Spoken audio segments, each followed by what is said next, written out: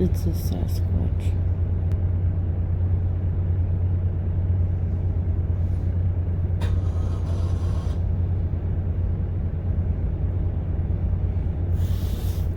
Is it moving?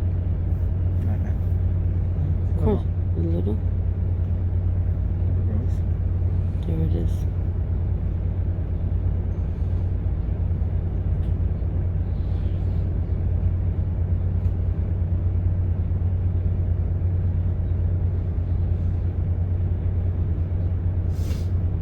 First good video of a Sasquatch.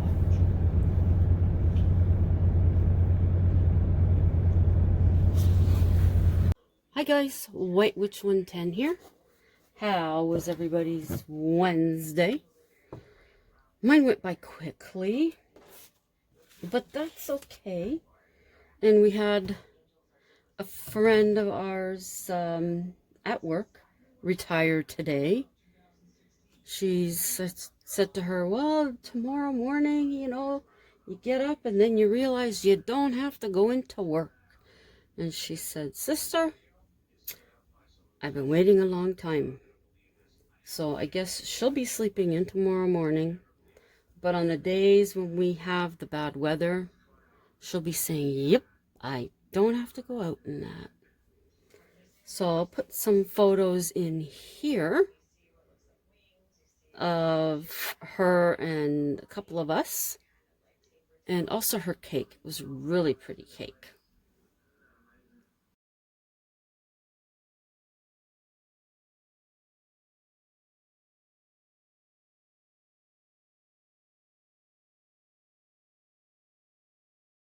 Okay, this is Billings Estate.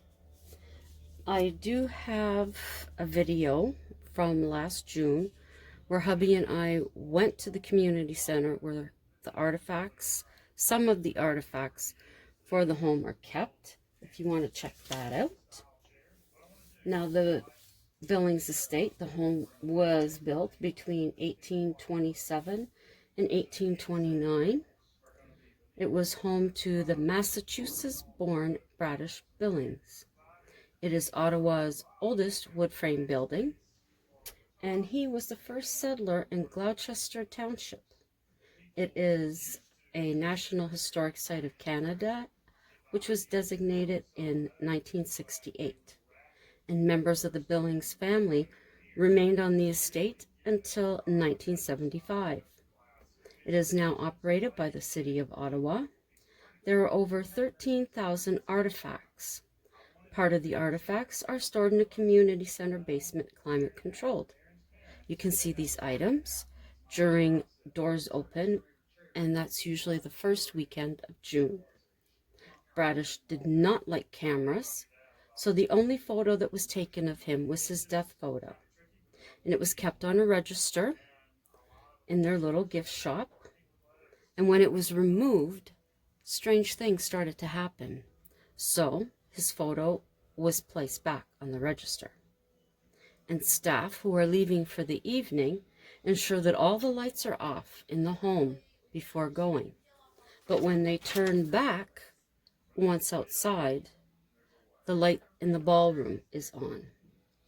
And there is one door in the home that can only be locked from inside the room. And one morning, they found that it was locked. So staff knocked on the door and asked politely for it to be opened. Seconds later, the door was opened. They were able to turn the knob and get inside. There is a private cemetery on the grounds, which would be off this way. And part of it is for the Billings family, and the other half is for people that were in their community.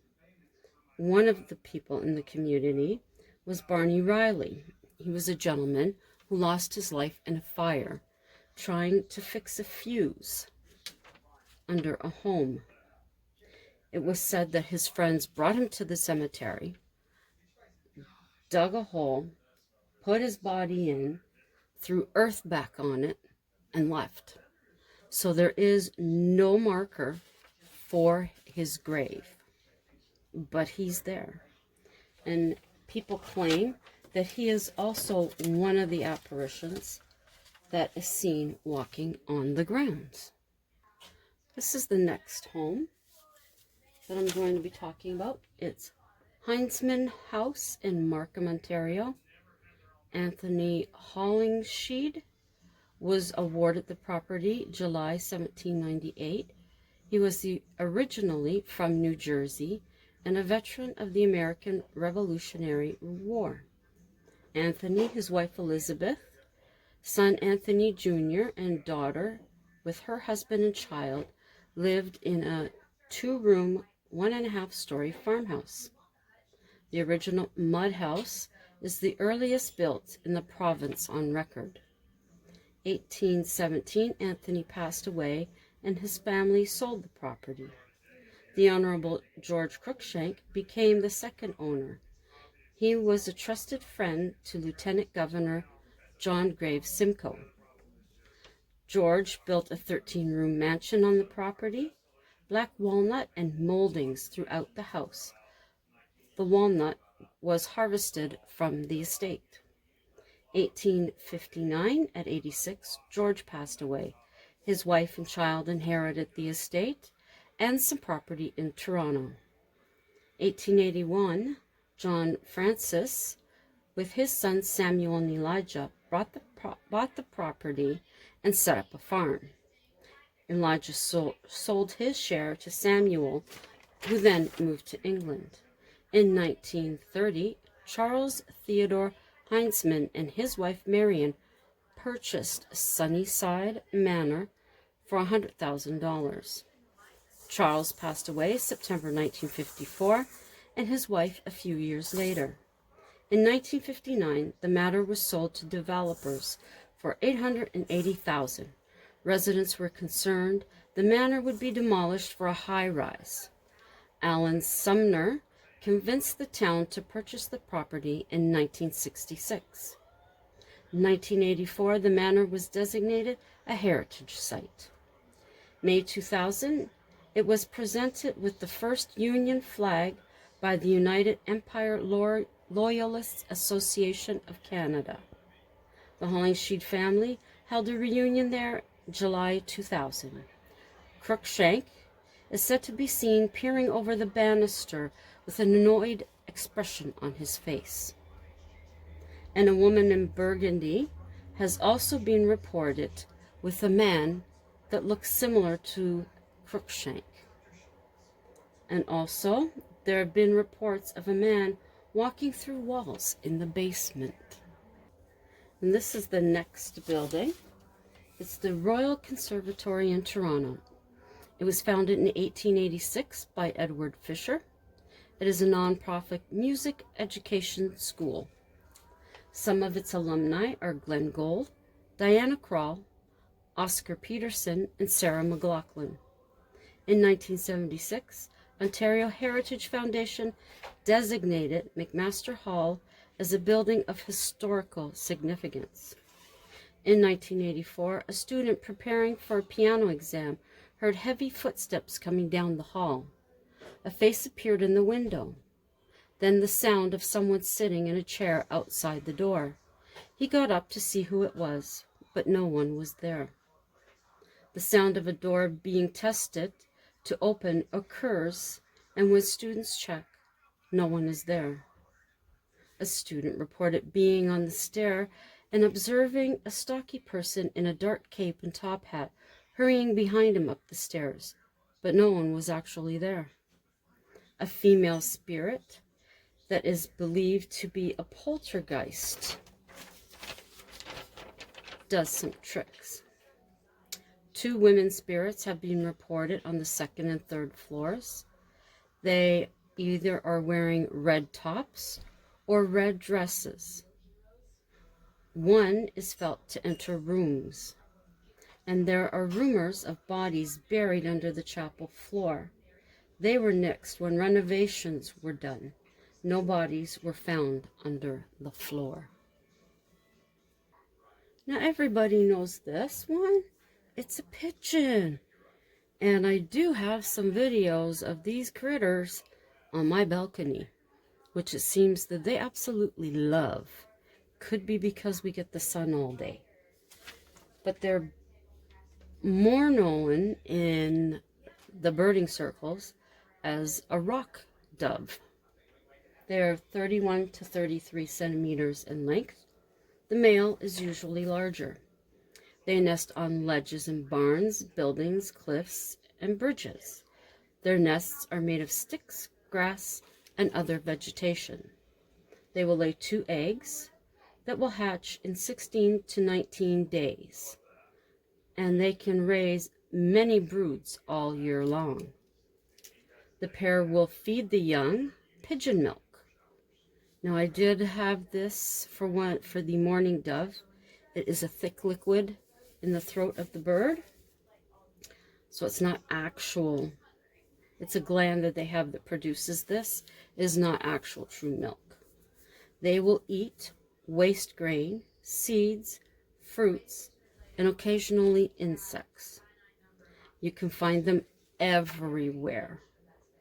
They were introduced in the 17th century to North America. It is believed they were domesticated from Eurasian birds in 4500 BC as a source of meat. Both Caesar and Napoleon used them to carry messages, scientific subjects, and pets. My grandpa kept pigeons, and when they were at church, he would keep time on his watch, and when it hit a certain time, he apparently would lean over and say that he had to go home to get the pigeons because they were coming back. There is no other bird who varies in colors like the rock dove. This is due to inbreeding. The rock dove influenced the theory of natural selection of Charles Darwin, and it can live up to 6 years. Now, this is Expo 86 in Vancouver. My parents and I attended this, but unfortunately, I don't have any photos except for one. This is one of my parents on one of the bicycles on the, I forget what they call it. I have it in here though. There's a bike and cars and a bunch of other stuff. So that's one photo of them. Okay. Now, Expo 86 in Vancouver was from May 2nd to October 13th, 1986. The theme was Transportation and Communication, World in Motion, World in Touch. This was also the year of Vancouver's centennial. As of 2020, it is the last World Fair held in North America. 70 hectares, 170 acres on False Creek. There were 22,111,578 visitors. 54 countries participated, and the bid was won in 1979. The bid was put in 1979, and it was awarded in November 1980. The logo, which you see here, of 3 interlocking circles represents the 3 main modes of transportation: land, air, and water. The site was a former CP rail yard and industrial wasteland. In 1978, Minister of Recreation and Conservation Sam Boloff proposed Expo to celebrate Vancouver's centennial. The proposal was submitted June 1979, and it was called Transpo 86. 1980, BC legislature passed Transpo 86. The theme went well, seeing as the spot was a former rail yard. The first cost mentioned was $80 million, Expo to celebrate 100th anniversary. Patrick Reed brought Expo to the full exposition. A 3.5-mile monorail would glide over crowds. Ground transportation, SkyTrain, high-speed surface transportation from Japan. Transport in the sky was the gondola. Water taxis moved people to 4 different ports. Patrick Reed, Ambassador and Commissioner General, officially named the fair Expo 86 October 1981. Construction began October 1983 when Queen Elizabeth started the concrete mixer on the site of the Canada Pavilion. She invited the world to Canada.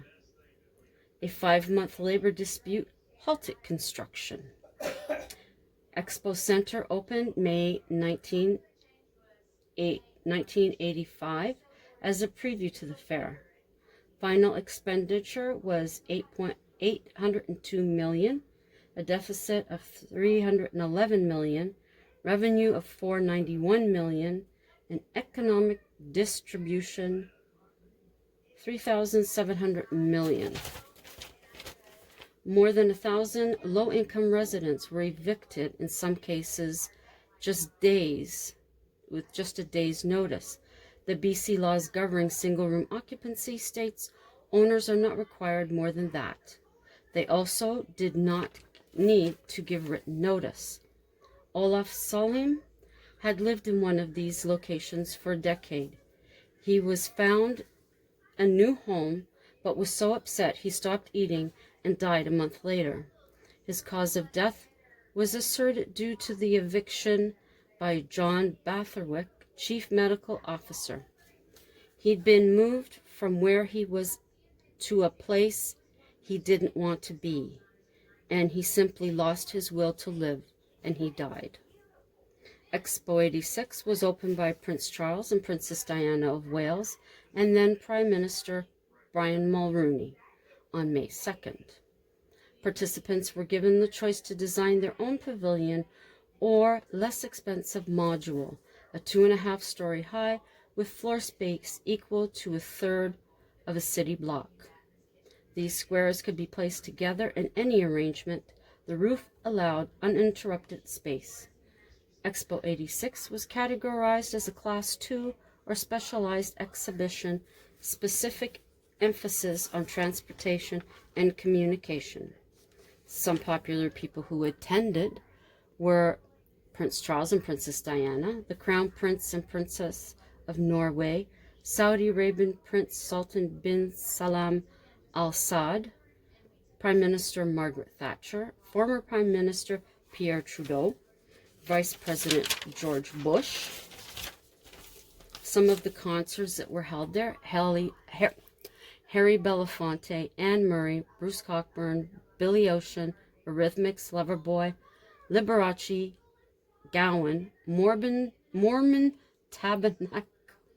Tabernacle Choir, Joan Baez, Kenny Loggins, B.B. King, Johnny Cash, Lou Rawls, Manhattan Transfer, John Denver, Jerry Lee Lewis, and Fats Domino, and Roy Orbison. Some of the comedians: Bill Cosby, Bob Newhart, Bob Hope, Red Skelton, Joan Rivers, Howie Mandel, George Burns, and Danny Kaye. And dancers: Mikhail Brezhnev and the Royal Ballet and the Ukrainian Dance Company. That is a busy place. It remains the second largest event in Vancouver. It was a strong boost to tourism in the province of British Columbia. Today, the site is developed in parks and condos. A portion of the grounds was used for the Molson Indy until late 2004. Southern section was redeveloped for Olympic Village in the 2010 Winter Olympics. The China Gate was donated to the city by the Chinese government. In 1987, it was moved to Chinatown.